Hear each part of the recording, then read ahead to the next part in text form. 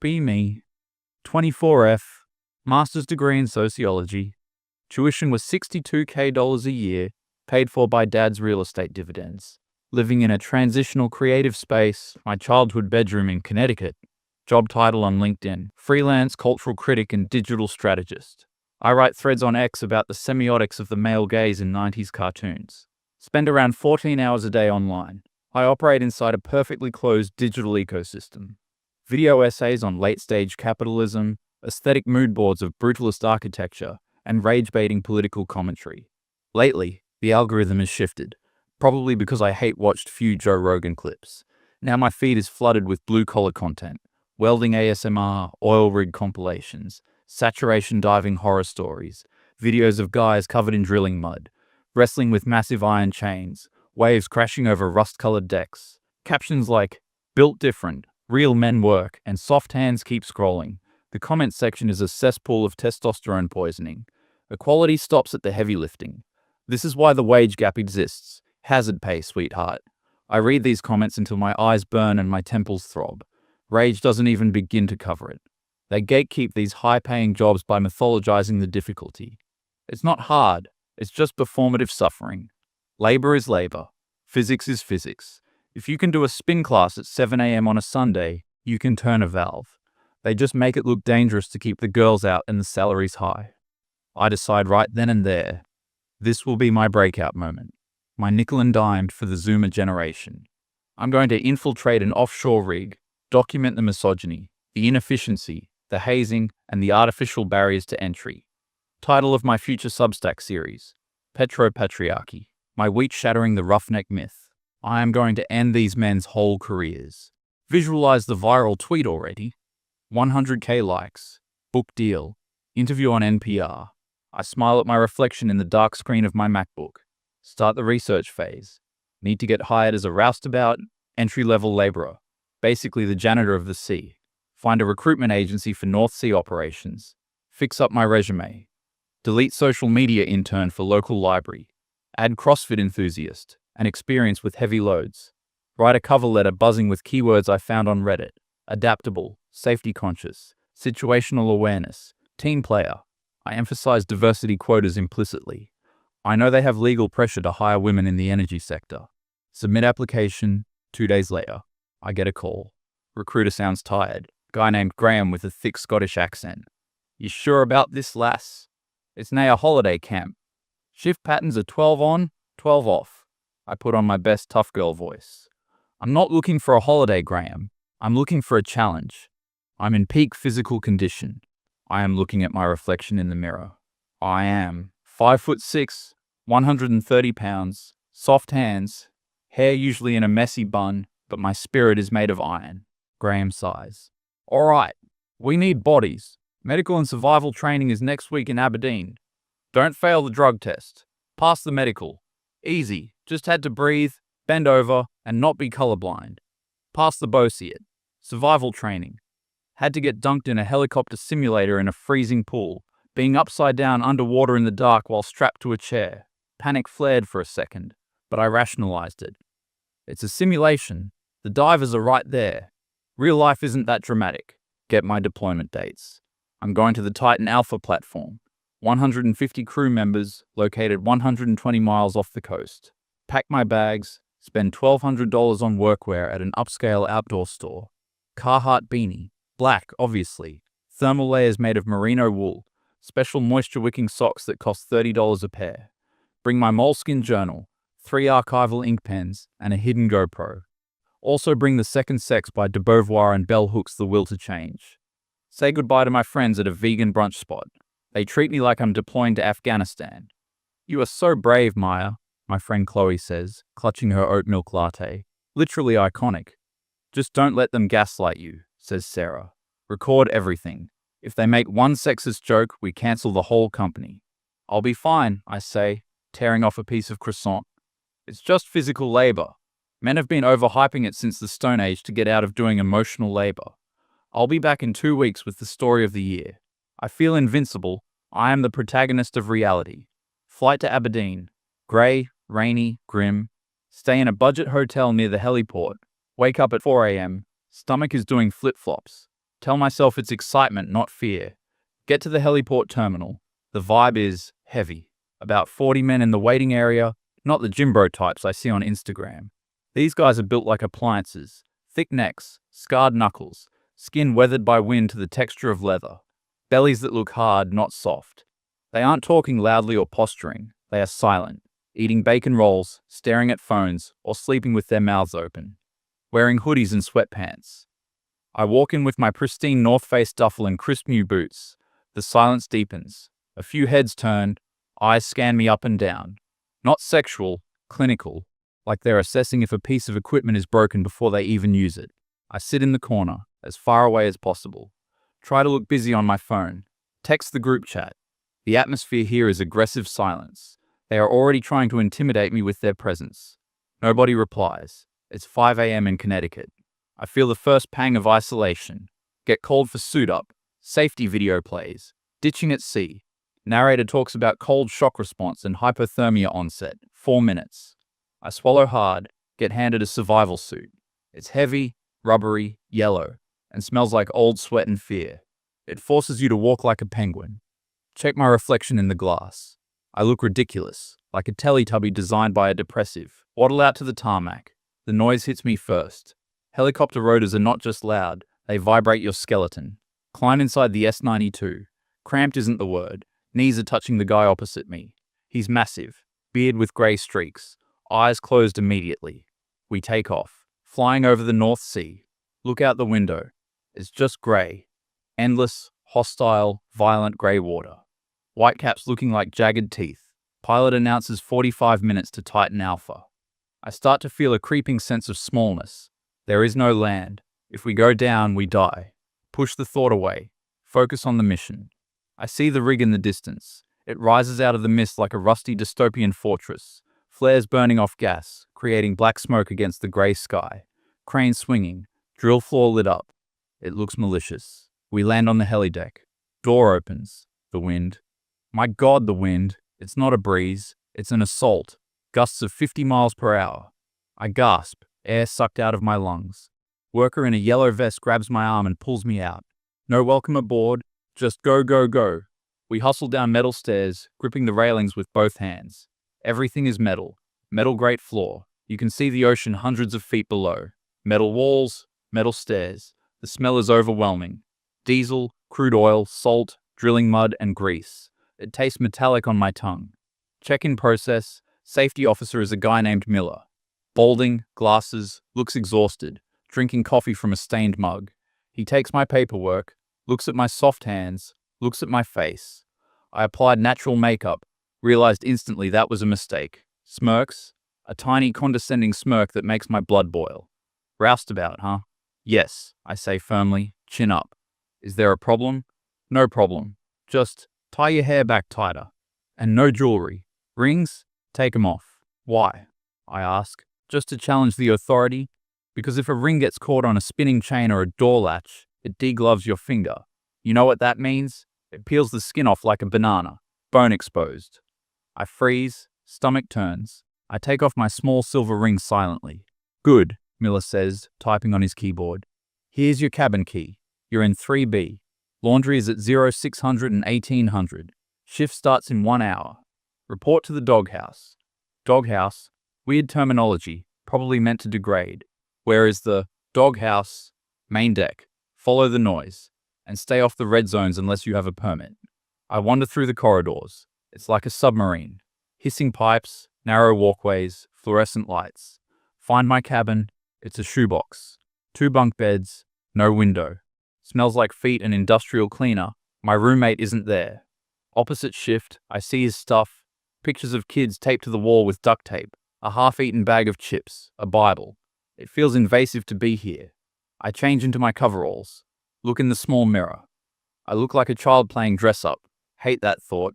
Slap my cheeks. You are a warrior, I whisper. You are here to witness. Put on my hard hat, safety glasses, and impact gloves. Head out to find the doghouse. The doghouse is a break room on the deck level. Walk in, 10 guys sitting around a table, drinking coffee that looks like sludge. Room goes dead silent. 10 pairs of eyes on me. Foreman stands up. Big Dave, aptly named. Man is a mountain, 6'4", barrel-chested, beard that looks like steel wool, scars on his chin. You the new green hat? My name is Maya. You're a green hat until you prove otherwise, he grunts. This is Jenkins. You're shadowing him. Don't touch anything unless he says so. Don't walk under anything. Don't look at your phone. In fact, leave your phone here. I hesitate. My phone is my... Leave it, Dave barks. Intrinsically safe zone. That thing sparks, we all blow up. Put it in the locker. I put my phone in the locker. My lifeline to the world is gone. Jenkins is younger, maybe 22, acne scars, skinny but wiry, missing a front tooth. He looks terrified to be saddled with me. All right, Jenkins says, voice cracking slightly. Let's go. We gotta scrub the pipe deck. I follow him out, thinking, scrubbing, stereotypical female assignment. Classic. They give the girl the mop. I'm ready to be bored and insulted. The pipe deck is open to the elements. Wind is howling at 40 miles per hour. Rain is coming down sideways. Floor is covered in drilling mud, slippery, viscous grey sludge. Jenkins hands me a pressure washer wand. Thing is heavy, solid steel nozzle, thick hose. Hold it tight, he yells over the wind. The kickback is nasty. I roll my eyes behind my safety glasses. How hard can water be? Squeeze the trigger. Wham! The wand kicks back into my ribs like a mule. I stumble back, feet slipping on the grate. Water jet blasts the ceiling, then the railing. Jenkins grabs the wand to steady me. 2 hands. Lean into it. Brace your leg. I grit my teeth. Lean forward, start spraying the mud. It's not just water, it's high-pressure vibration traveling up my arms into my neck. Within 10 minutes, my forearms are burning. Within 20, my shoulders are screaming. The mud doesn't just rinse away, you have to blast it, inch by inch. Cold water spray blows back into my face, soaking my neck, trickling down my spine. Shivering starts. I look at Jenkins. He's working one-handed, looking bored, smoking a cigarette, somehow keeping it dry. How? We do this for 2 hours. 2 solid hours of wrestling a high-pressure snake. My hands are cramped into claws. I can't feel my fingers. Jenkins signals to stop. Break time. 15 minutes. I drop the wand. Knees weak. I try to look unfazed. That wasn't so bad, I lie, voice shaking violently. Jenkins looks at me. That was the warm-up. We have to offload the supply boat next. Offloading the boat. Crane is lowering massive containers onto the deck. Our job is to grab them, position them, and unhook the heavy chains.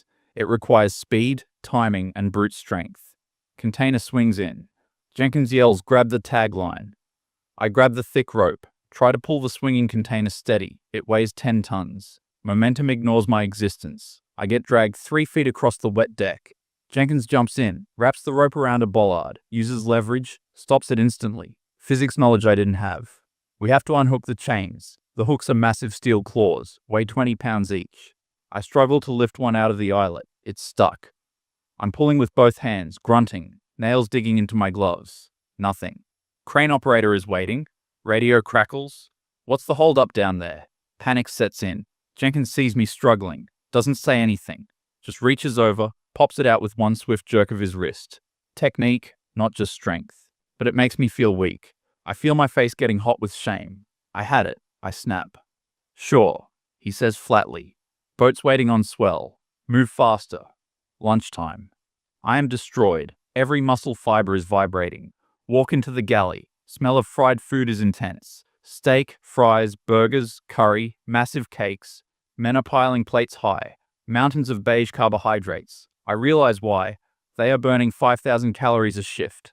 I grab a salad, some chicken breast, and an apple. Sit at a table by myself. Hands are shaking so bad I can't fork the lettuce. Spill dressing on my coveralls. Want to cry. Stop myself. Look around. The men are laughing, talking about football, video games, their kids' school grades. They don't look exhausted. They look functional. One guy, older, grey beard, sits opposite me. Name tag says Patty. First day? Yes. Pace yourself, love. Don't try to be a hero. The sea always wins. I'm not trying to be a hero, I say defensively. I'm doing a job, same as you. He nods, chewing slowly. Right. Just remember, your mistakes don't just hurt you, they hurt us. We gotta drag you out if you go down. It hits me. I am a liability. They don't hate me. They are wary of me because I'm green, and in this environment, green means dangerous. I write in my journal later. Paternalistic attitude is rampant. They view protection as a duty rather than an insult. Need to deconstruct this framework, but my hand hurts too much to write more than 3 lines. Afternoon shift, moving sacks of barite, drilling chemical, 50-pound sacks, hundreds of them on a pallet. Need to move them to the hopper, assembly line style. Jenkins throws them like pillows. Lift, turn, throw. Lift, turn, throw. I lift one, it feels like it's filled with lead. Stumble, carry it awkwardly against my chest, drop it. Lift another. Lower back feels like it's being stabbed with a hot needle. By sack 20, I am seeing spots. Breath comes in ragged gasps. Sweat is running into my eyes. Salt stinging. I stop to breathe, hands on knees. Big Dave appears out of the gloom. Why is the line stopped? I need a second. I wheeze.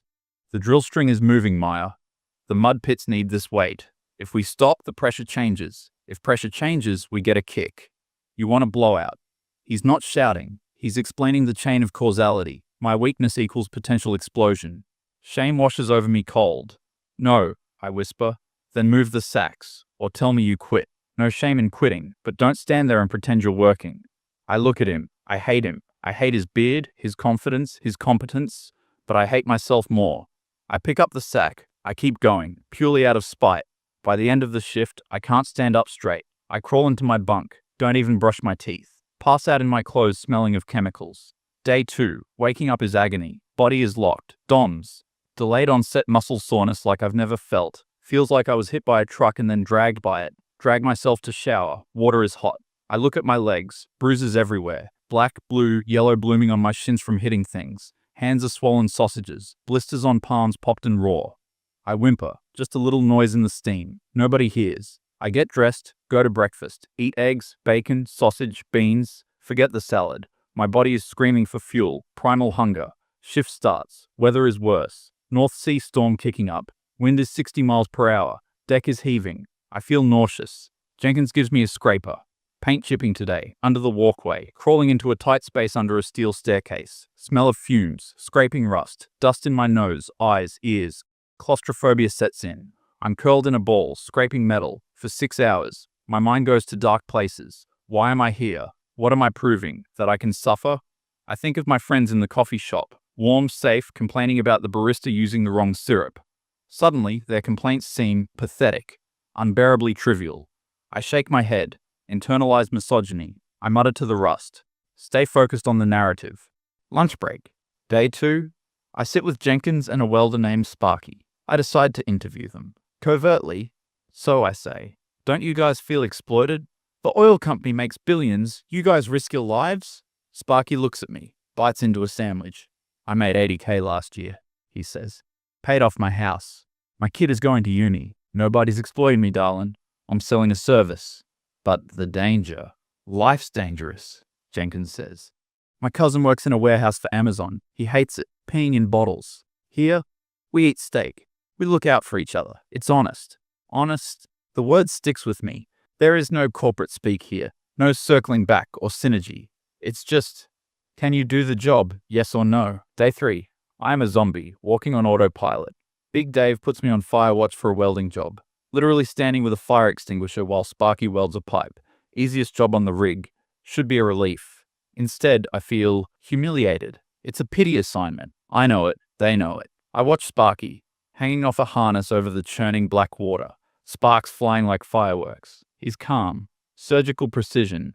Welding perfectly while swinging in the wind. It's beautiful in a terrifying way. I realize I can't do that. Not in a million years. Not without years of training. It's not just strength, it's competence, it's mastery. I look at my hands holding the red extinguisher. I am useless here.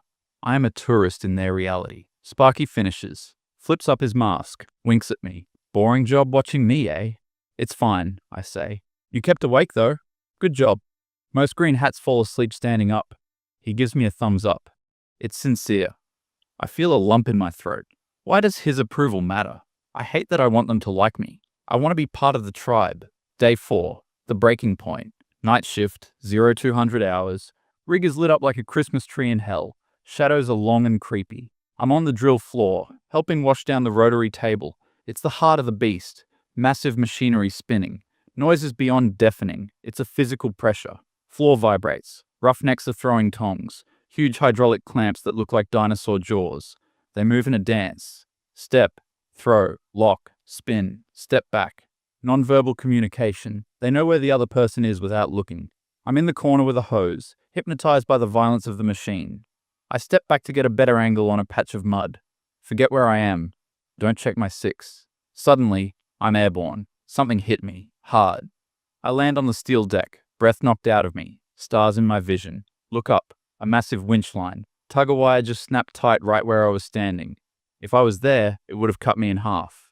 A roughneck is on top of me. He tackled me, face covered in grease, eyes wide and furious. He grabs me by the collar, hauls me up like a rag doll, shoves me against the wall. "Are you insane?" He screams, spit hitting my face. "You stepped into the bite. You want to lose a leg? Do it somewhere else." I'm shaking, can't speak, terror gripping my heart.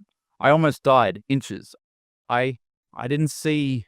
"You don't see anything," he yells. "You're walking around with your head in the clouds. Get off my floor. Get off." Big Dave is there. He looks serious. Scary serious. He puts a massive hand on the roughneck's chest. "Easy, Miller. I got her." He turns to me, voice low, cold, scarier than the screaming. "Go to the doghouse. Now."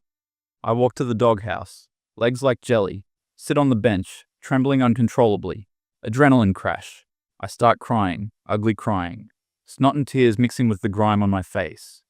Big Dave walks in, closes the door. Silence returns. He pours a cup of water, hands it to me. "Drink." I drink. "I'm sorry," I sob. "I'm so sorry." "Sorry doesn't fix a severed leg, Maya." He sits opposite me, takes off his hard hat, rubs his bald head. He looks tired. "Look, you got heart. You didn't quit on the sax. I respect that." My heart lifts slightly. "But you have no situational awareness. None. You're dangerous." My heart crashes. "I can learn," I plead.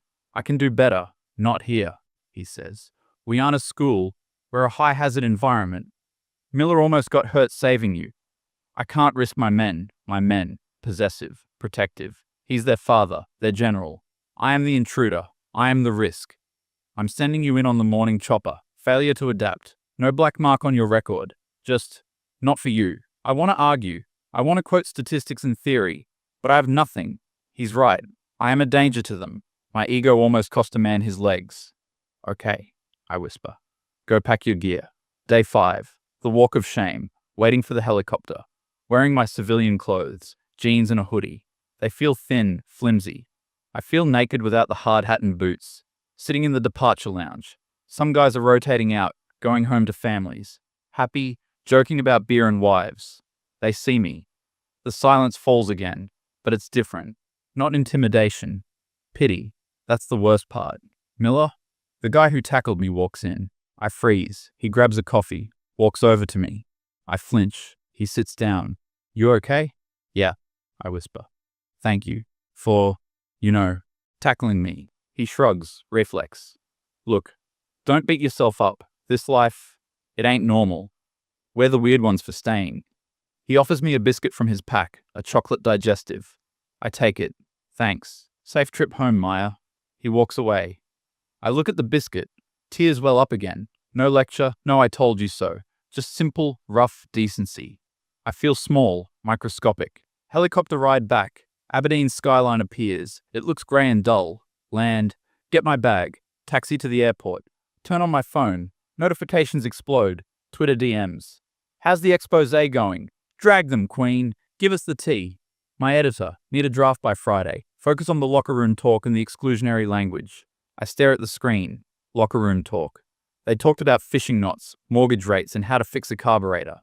They saved my life. They fed me. They worked until they dropped and got up and did it again. I open a new tweet. Type, "The reality of offshore work is..." Cursor blinks. I delete it.